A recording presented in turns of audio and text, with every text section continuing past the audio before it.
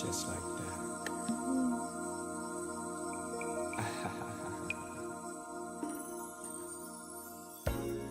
Hey everybody, it's Old School Heart back with another video for you guys. So today's video is going to be very different than what I've done before. It's still going to be in the review critique realm, but it's going to be slightly different. So please stay tuned.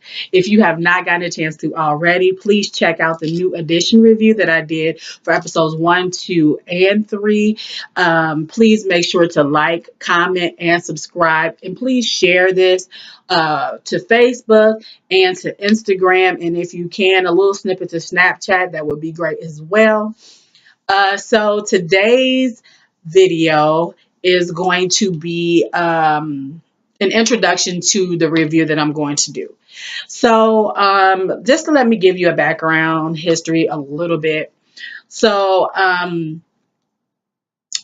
I have been overweight for the majority of my life.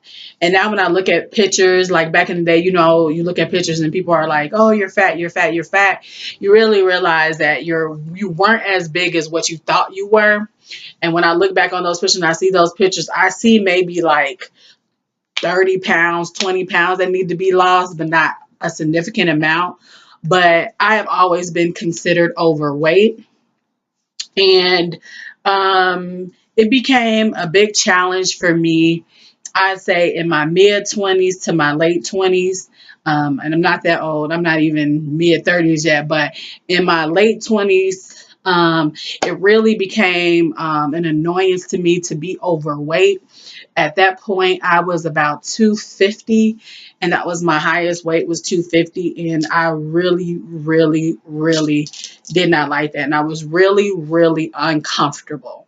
So I decided to have weight loss surgery, and I had the gastric sleeve gastrectomy, and that is where they take your stomach and they cut it open, and they make it into like an L shape or a banana shape. And basically, you are only able to consume 3 ounces to 4 ounces in one sitting. I believe it goes up to 6. I'm not too sure. So basically, instead of your stomach being this opening that expands when you eat, basically what I had was a banana that did not expand, and that is what I ate. So I had that in September 26, 2013. And the surgery went well. There were no complications. I didn't have any complications as far as insurance issues. I went to several specialists. I did exactly what was asked of me by the surgeon before ahead of time, even completing a diet starting on July 31st to September 26th, where I only had liquids and one meal throughout the day. And I believe I had one fruit throughout the day, and that was an apple. Sometime I switched that up to an orange. When I found out from the nutritionist it should be an orange, I switched it up to an orange. Let's see. So I stuck to the diet regimen that was asked of me, and I did very, very well. Here's the thing. I'm 5'5". I wasn't quite at 250. I think when I went for consultation, I probably was at like 245, maybe 242. So I was really on the cusp, and really, really on the cusp where they wouldn't pay for it without a comorbidity.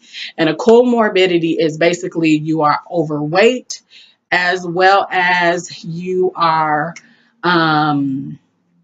you have sleep apnea, you have like asthma, you have any other condition that the insurance says that you're supposed to have. At the time, I worked for Blue Cross Blue Shield, so I knew exactly what I was qualified for. And I knew exactly what to do in order to get the surgery. So, like I said, the surgery went well, September 26, 2013. I didn't have any complications. I pretty much walked. The 1 week after the surgery, I started walking. So I started off doing like 2.5 miles just walking, and a couple of months later I was like at like 4. No, I was doing 2.7. I was still doing 2.7 miles, but I was running.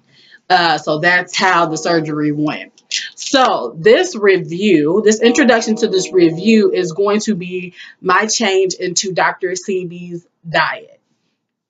Now, Dr. Sebi has been around for 35 plus years. He died August 6th. That's so sad because August 6th is my birthday. So it seems as if a lot of crappy things happened in August. But Dr. Sebi died August 6th. I knew him before then because I saw a documentary with Lisa Left Eye Lopez, and she was just talking about what she was going through, how enlightened she was. And at the time, me being so young and, talking to other people after we watched the documentary, it seemed really, really creepy. It seemed really, really something that you didn't want to get involved in. I did notice she was so pretty. She was gorgeous. She looked way younger than she should. She looked like a teenager. Not that she at any point looked older than what she is, because all three of them look very young for their age. But she looked to be very peaceful, glistening, and sometimes that can come off as weird and creepy, even though it is not.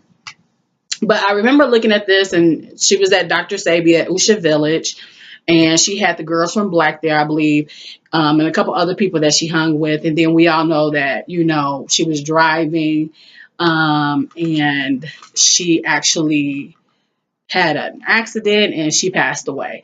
And so that's how we were introduced to Dr. Sebi. We weren't introduced to the Dr. Sebi that now we know about, the Dr. Sebi that cures HIV and AIDS, that cures sickle cell, that has helped reverse um, different diseases and stuff. And so I am going to actually be doing 1 week reviews on my progress with Dr. Sebi. So after he died, I actually just slowly but surely just starting to awaken a lot of things. And I hate using that word because we talked about that word before. But I started to really dive into other things that I never have done before. I've started to read a lot more.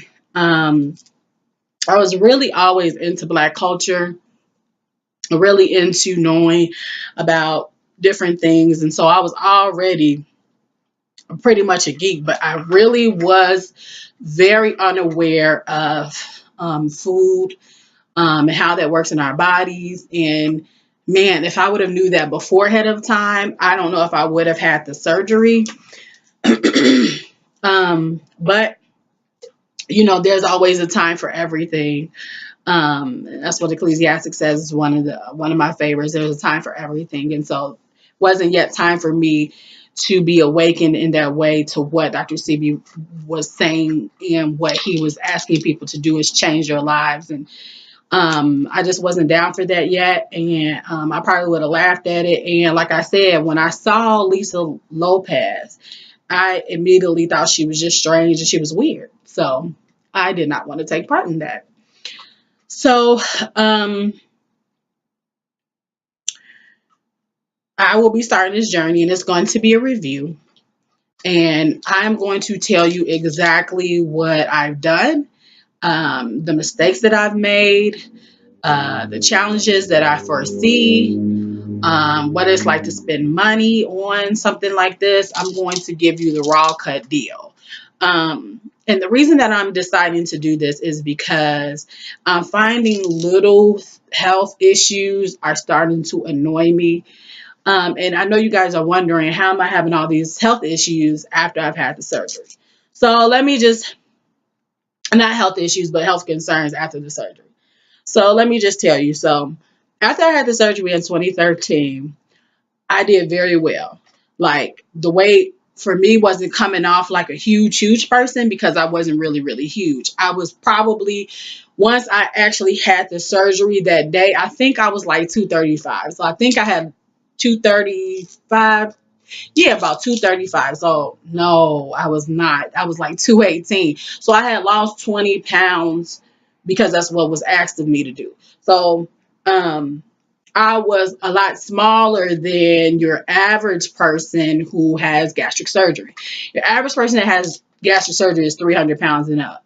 And they do that by your height and weight, which is called your BMI. So anybody that you can, BMIs are European based. And so an average black person, you may have seen me and been like, child, you did not need to do it. But to European standards, I qualified for it. It was paid for through Blue Cross Blue Shield. That's how it went. So anyway, um, 2013, I had the surgery. The surgery went fine. I did exactly what the plan said. I was very, very, very strict on that plan for the whole first year. Like I don't think I ever touched a McDonald's burger, a Burger King burger. I think I stayed with my protein shakes and I stayed with soups because I was fearful of bread or anything getting stuck down there. Was I tempted to try other stuff? Yep, but I did not. And then I moved back to Chicago. And that's when the problem started. Chicago, from where I was at, did not have restaurants all over the place with mild sauce, with pizza places all over the place. It's not just Giordano's, it's Aurelio's, it's Home Run In Pizza, it's Vintner's Potato Chips, it's all of this other stuff that's included in Chicago. And for the first, so that was 2014. So 2014, I did very well as well. From January to December, I did quite well. And then I walked a lot. Actually, I was running in 2014 the whole summer. Actually, from January to September, I was running. And then there was a slight move, and then it got cold, so I wasn't able to. And I couldn't find a job, so it was just like a lot of stressful things. And so I started to pick up eating sugar. And I wasn't big on sugar before I had the weight loss surgery. I was more so a food eater. Like I would just eat stuff, but I wasn't like addicted to sugar. It wasn't until after I had the surgery that sugar became very, very, very addicting for me. Like to the point where I had to have some type of a sugary snack every day. And when I say a sugary snack, I'm like a Snickers, almond Snickers. The next day, it had to be like a cupcake, a donut, just something sugary. And by the time that I noticed that it was an addiction, I would get off of it for like a month or two, and then I get back on it. So I know you want to know what the grand question is. Did I gain weight after the surgery? Did I gain all my weight back? The answer to that is no, I did not gain all of my weight back, but I did gain half of it back. So I started out at about 250 when I went for my first consultation, a little bit under, like I told you. I got down to 170. I think 170. I think I went past 170 and then I was like, I really don't like this weight because it seemed like my head was big and I didn't want that bobblehead. Y'all know y'all seen some people who had surgery and they had that like bobblehead and just I didn't want that bobblehead. I already got a big head as is, but I didn't want that bobblehead. So I think I wanted to stay around 170. That was a healthy weight for me. I was running like crazy. I loved running. So bam, there it was. So 250 was my highest weight. The lowest weight was 170. And I am at like 200, maybe 210. Because what I'm finding is that I can still fit in some stretchy 12s, but I'm most definitely in a 14. Most definitely in a 14. And I hadn't been in a 14 in a while. I've been in denial about not being in a 14 before the surgery in 2013. I probably was at a 20 and just did not want to. So I wore a lot of stretchy shit. So yes, I did gain weight. And I did gain weight because of the sugar. Because here's the thing. Nothing's wrong with the surgery itself, because that L shape is still there. It will expand over time. Yes, it will kind of go back to the stomach that you had. But if you think that you can consume all that you consumed before, it's not going to happen. Like, I can tap out at 2 pieces of pizza now, and it's been 3 years since my surgery. I can tap out at 2 pieces of pizza, not your small boxes. Your small boxes, 3. 2 pieces of pizza. Here's the thing. If you waste your calories on sugar, then you can't eat the good stuff that you're supposed to, like your vegetables, like your fruits. You're not able to do that. You've wasted it on nonsense. So basically what I did was consume a lot of sugary stuff, bread, which I could only have like a half, like, I'll put it this way. Popeye's biscuit is like this big. Hopefully y'all can see that. So I could have 1 piece of chicken with the skin off and that 1 piece of biscuit, and I'm done. So for those of you who are like, see, I told you the surgery was wrong. I told you the surgery wasn't good. No, the surgery is just fine. And actually, even now, I can't stuff in my mouth. Like, I have this drink down here. If I drink this iced tea, this is not iced tea, green tea, I still have to wait 30 minutes to an hour to eat something. If I try to eat a meal, you would be mad at me because I ruined it. If you try to take me out, you would be mad at me because I ruined it. Every time I go out to a restaurant and I'm more thirsty, I'm not going to be able to have my whole meal. Like, I still to this day take home my whole meal. I'm never really able to eat that. I can be full off of a half of a cup of spaghetti. So it still works. So here's the thing. The sugar is addicting and exercise is non-existent. I need those two to come back together, but I also need to learn how to eat properly, period. And Dr. Sebi's diet, to me, not only deals with the weight that probably has come on, that I've gained, but it'll also deal with some of the health issues that are non-related to the surgery. Some of them are just being extra tired, and I'm extra tired because there's more weight on me. And that's one of my biggest concerns is I haven't yet had a kid yet, and I'm already like extra tired. That's a problem. Let's see. Also,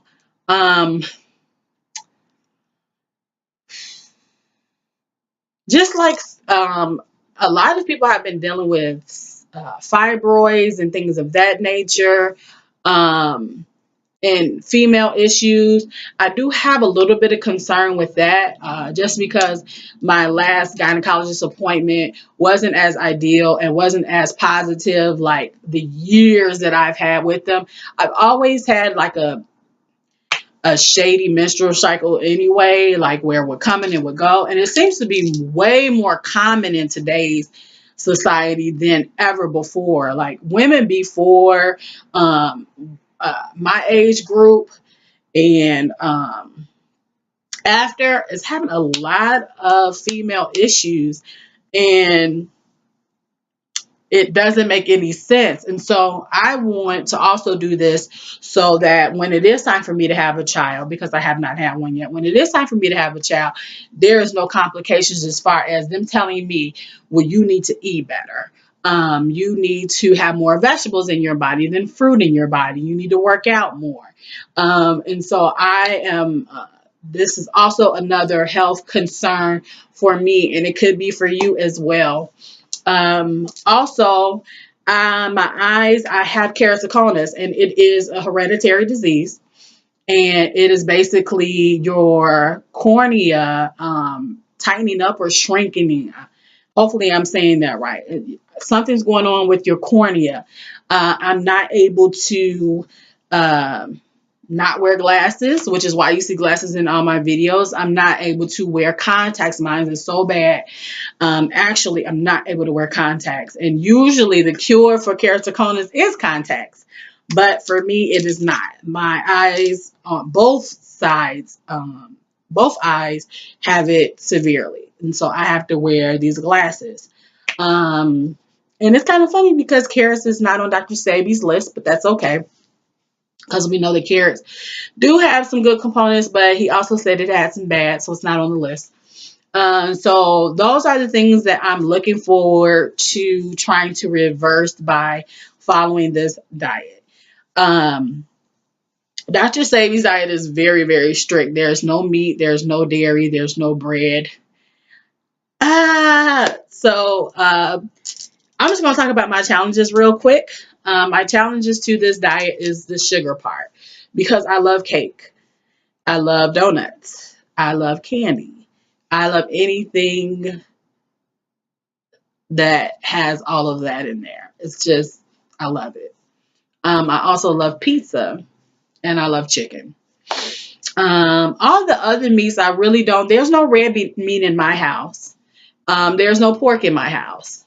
And it hasn't been for a while. And what's kind of crazy is my dad was a Muslim when I turned 7, I believe. And so he stopped pork a long time ago. But my mother, because I stayed with her, I ate pork. But over the years, pork has really went out the window. And during the surgery, pork was like not allowed at all. They said not to eat pork, period. So I haven't. Pork is also hard to chew once you have the gastric surgery. You have to like chew for dear life before you can swallow it because sometimes things can get stuck.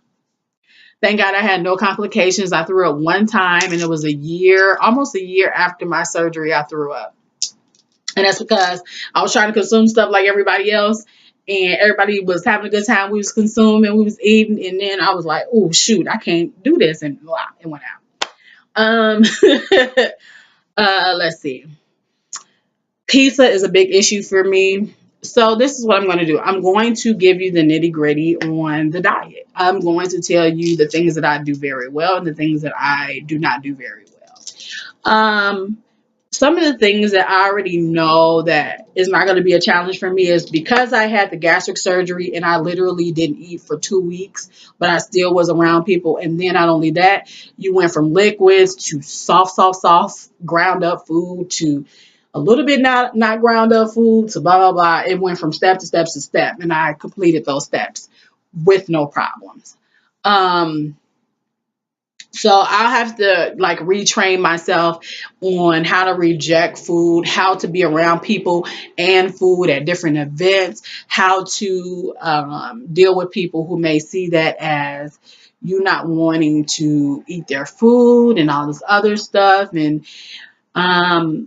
sometimes when you're going through this, some people would see it as a snob or you being a snob. And it's not you being a snob. It's you making better choices. And so I'll have to deal with that once again too.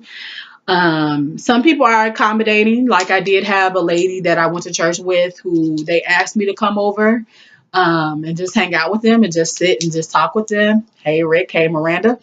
And she just asked me, I can make you a soup and it won't have all this stuff in it. And it was so yummy. It was so good.